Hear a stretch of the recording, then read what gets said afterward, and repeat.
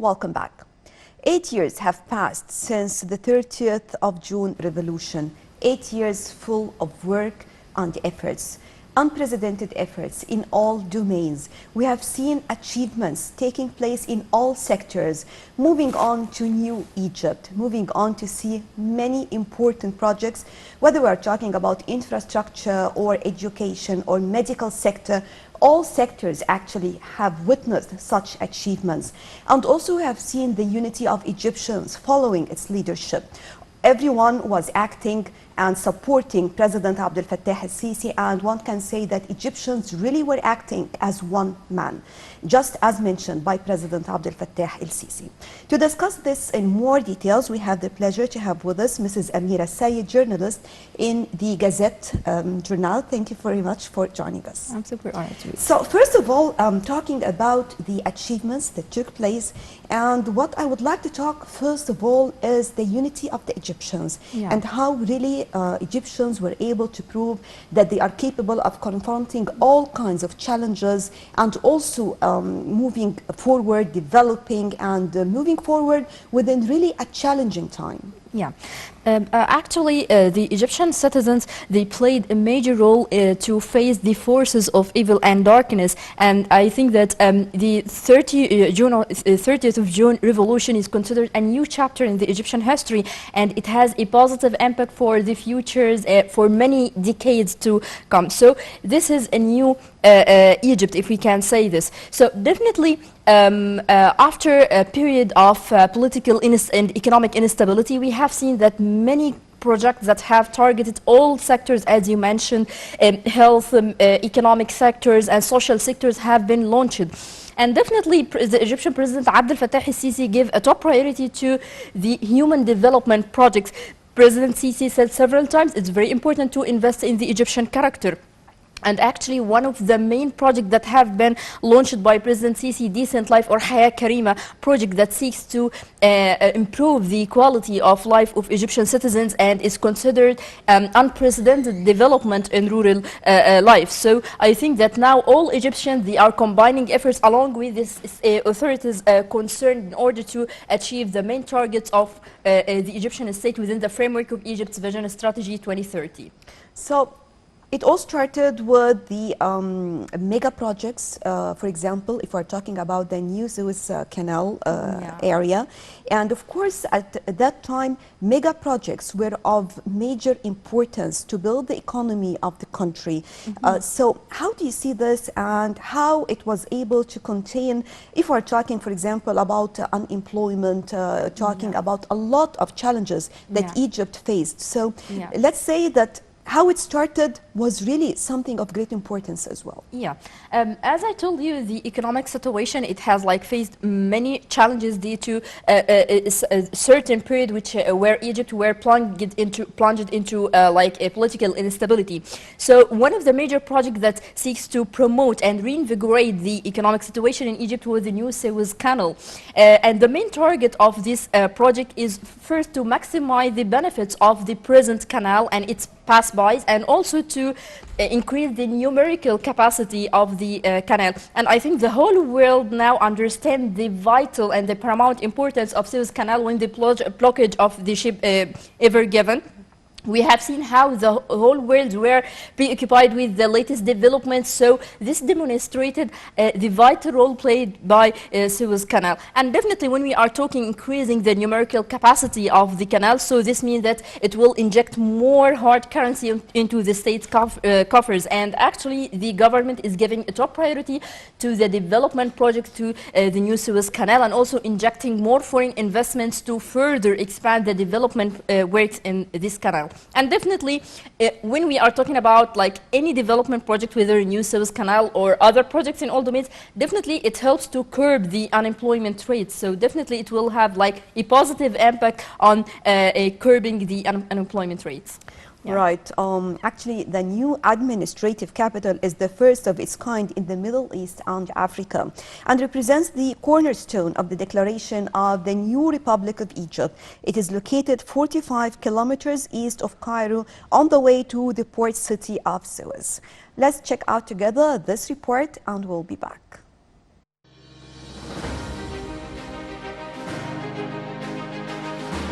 President Abdel Fattah el-Sisi announced the inauguration of the new administrative capital NAC and said the relocation of the government's headquarters to the new city will mark the birth of the new Republic of Egypt. Egyptians are eagerly awaiting the date of the announcement of the opening of the administrative capital, the beginning of the new republic. This current project, which is one of the largest projects in the Arab world and in the Middle East. So, Egyptian government is keen to complete all the preparations for the opening of the new administrative capital, marking the official start of government work from there. Being built some 45 kilometers east of the traditional capital Cairo since 2015, on an area of about 714 square kilometers, the new administrative capital is planned to accommodate 6.5 million people, starting with 500,000 in the first stage, making some space in the congested and overpopulated Cairo that is home to about 1/5 of the country's 100 million population. It will also be home to most government buildings, including the cabinet headquarters and ministries, in addition to the parliament, and is expected to accommodate in the first stage from 40,000 to 50,000 government employees that are planned to be increased to 100,000 3 years after inauguration. The government also expects the NAC to create around 2 million job opportunities. Prime Minister Dr. Mustafa Madbouli said that the inaugural ceremony of the NAC will send a message on the beginning of the new republic.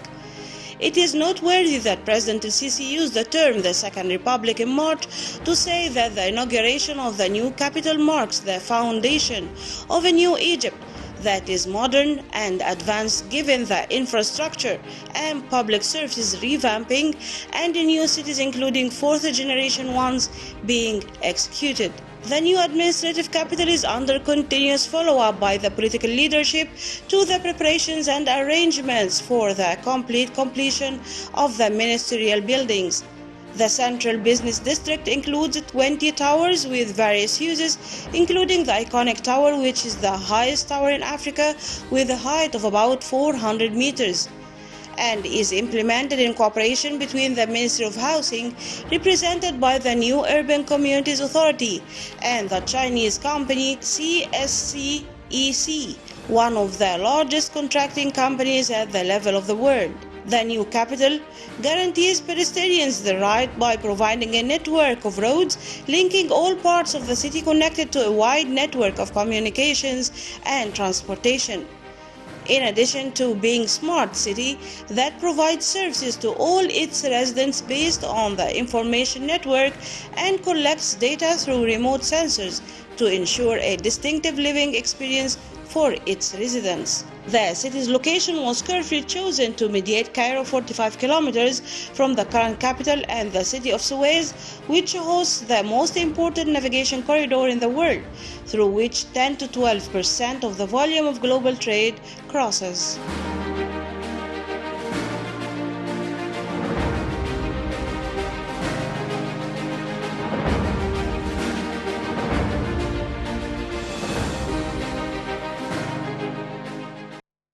Welcome back, and still we are here talking about the achievements that took place during the past 8 years with our guest, Mrs. Amira Sayed, journalist from Al Gazette newspaper. Mrs. Amira, one can say that the new administrative capital will definitely a dream that came into reality. Yes. Actually, the new administrative capital, we can say that this is a new chapter in the Egyptian history, and as the Prime Minister Mustafa Madbouli said, that it will send a clear message. This is the beginning of a new republic. And actually now the political leadership is thoroughly following up the implementation works of the new administrative capital to make sure that all works will be finalized according to the schedule, as now the whole world, they are waiting for the inauguration of this smart city. And actually this city, it have like many unique buildings, and we have like the iconic tower, which is the largest in Africa and the Middle East. So and also all the headquarters of the ministries and embassies will be transferred to the new administrative capital. And as we have seen in this report, that around 60,000 employees will be transferred to the new administrative capital. And this city is very smart because it has been like established in accordance with the most up-to-date technologies. So I think it will be really a turning point in the Egyptian history. You know, just while talking right now, it takes me just to remember some years ago, talking about the infrastructure and talking about moving around in Cairo, for example, and the traffic and means of transportation, and just now thinking of things that really happened, and no one can ever believe that Egypt was capable of achieving all these achievements during such a short period of time. And the idea talking about the new cities that took place and such dreams that came really into reality, and talking about all the infrastructure projects that took place that facilitates moving around in Egypt, and definitely boost economy as well, which is one of the most important factors to talk about, of course. Actually, as you mentioned, now we have moved from vision into action. Now we are not just talking about dreams. We're not dreaming anymore. Yes, we have real projects on the ground. As you mentioned, now one of the main goals of the new administrative capital is to relieve stress on Cairo, which is overpopulated. And if you are talking about the infrastructure, many projects have been implemented recently to upgrade the infrastructure. If we are talking about, for example, the transport sector and railway, we have seen that Egypt now fostered many partnerships with major international companies in order to promote the railway and signaling system and everything. And also, if we are talking about the new administrative capital, we will see soon the monorail, which will be a new means of transport, and there will be another monorail to the 6th of October city. So all these efforts, I think that we will reap the fruits of these project soon, and all citizens will sense the real benefits of this project in the upcoming period. Also taking into consideration, when we talk about achievements or production, definitely have to provide better environment for those who are going to work in this. So talking about the human capital, and also talking about all the support that they felt for the first time. Let me say, for the first time in our history, to be provided with all these projects when it comes to the initiatives and medical support. The most important part, medical support, and all what was achieved in this sector. Actually, the political leadership is giving a top priority to the medical sector. For example, we have seen that the health spending has increased to 258 billion pounds in the fiscal year budget this and the health entities that were inaugurated recently, actually. Yes, definitely. And also the budget allocated to the, for example, treatment at the expense of the state also has been increased. If we are talking about the ramifications of COVID-19, the Egyptian state has taken many steps in order to address the challenges caused by COVID-19. For example, if you are talking about vaccines now, Egypt is to be the second vaccine producer in Africa after South Africa. And also the Egyptian Health Minister Amira Sayed said several times that Egypt seeks to be a hub for COVID-19 vaccines. Also, the Egyptian President Abdel Fattah el-Sisi has launched many initiatives that seeks to promote the health conditions and to promote the medical sector. For example, if we the 100 million healthy lives initiative that seeks to keep the health of Egyptian citizens. We have also another initiative that targets the early detection of breast cancer. We have also Noor Hayat initiative that target students. So all these the hepatitis C as well. And hepatitis C. And actually, if we are talking about hepatitis C, Egypt is also offering a helping hand to African countries. The Egyptian President Abdel Fattah el-Sisi launched an initiative when Egypt was chairing the African Union that target the elimination of hepatitis C in Africa. So actually, we have seen many steps that has been taken on the ground in order to promote the medical sectors. As you kindly mentioned, also many hospitals have been renovated, and also many hospitals have been inaugurated in order to address the challenges caused by COVID-19. I believe that all these steps that have been taken also pave the way for attracting more foreign investments. Because definitely we all understand now the fact that if you want to go to a country to invest, you're going to make your own environment, let's say something like SWOT analysis. You have to find out more about the market, more about the environment, more about facilities provided. So talking about all these achievements, definitely everyone now in the whole world is watching Egypt from a new perspective. Yeah. new Egypt, as we always, or as mentioned right Yeah. now. So definitely this is going to be another step or tool to attract more foreign direct and direct investments. Yeah, definitely the Egyptian government is giving a top priority to inject more investments into Egypt. And the Egyptian president Sisi said several times that no peace without development and no development without stability. And definitely the economic stability is a must in order to create a suitable environment for investment.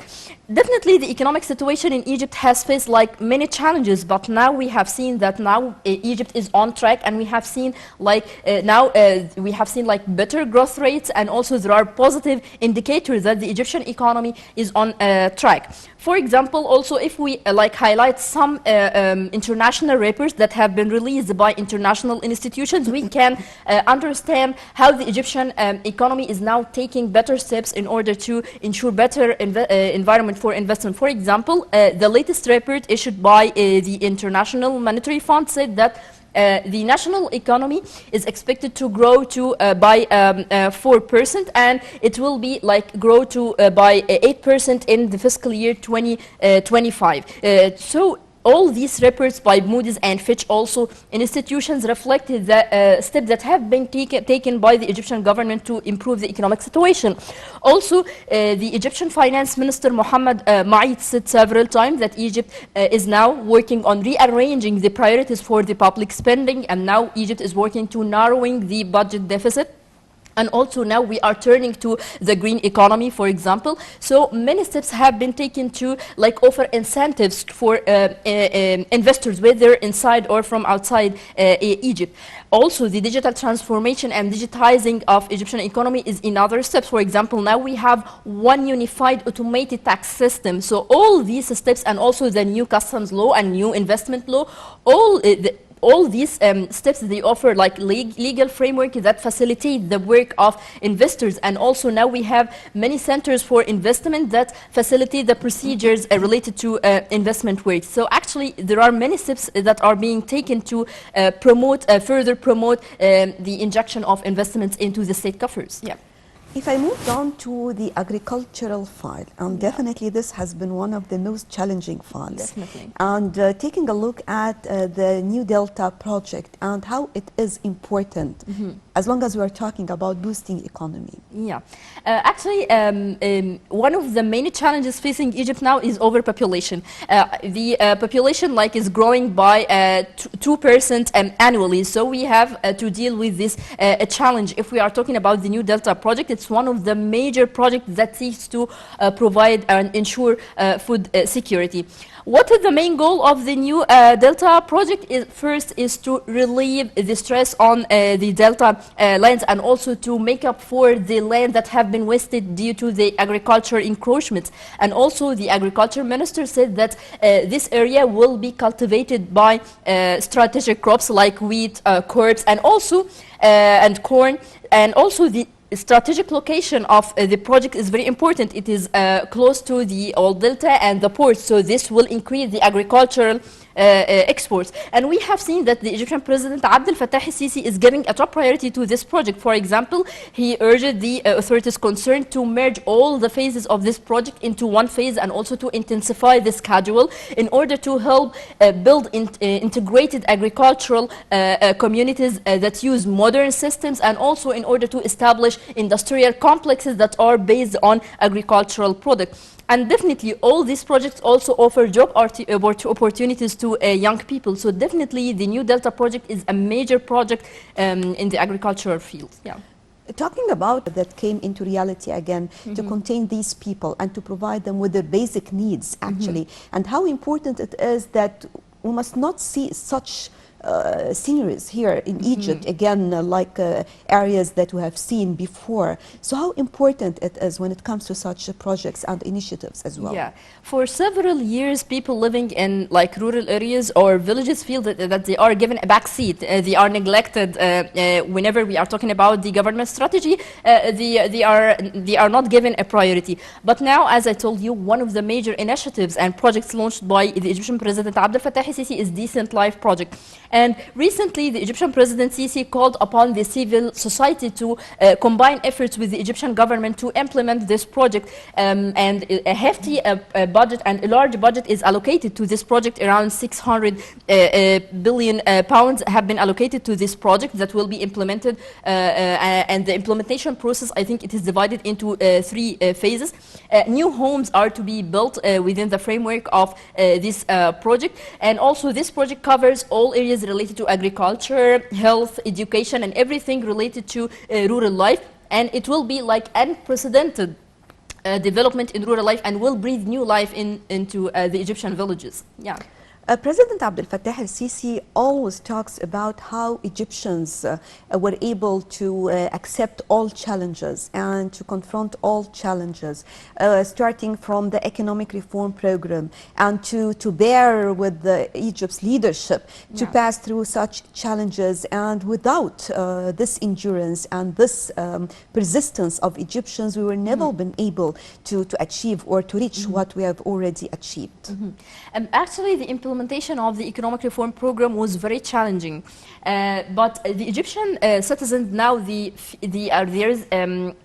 trust their political leadership. As you mentioned, President Sisi several times is keen on addressing the Egyptian people to give them like a glimpse of hope, and we have seen now there is transparency. Every ministry, from time to time, there is a certain project, so we have certain press releases that clarify all the implementation process, and people now started to feel and reap the fruits of such economic reform programs. And as I mentioned, that we have seen many projects now are on the real ground, and these projects target the Egyptian citizens. They seek to like improve the quality and the living conditions of the Egyptian citizens. That's why the Egyptian citizen now they feel like there is we can say that these projects like build a trust between them and the decision makers. Yeah. Right. Mrs. Amira Sayed, a journalist at El Gazette newspaper, thank you very much for joining us. I'm super honored to be with you. Thank you. Right. Still we have more to bring you on The Breakfast Show, but first moving on to a quick break, then we'll be back.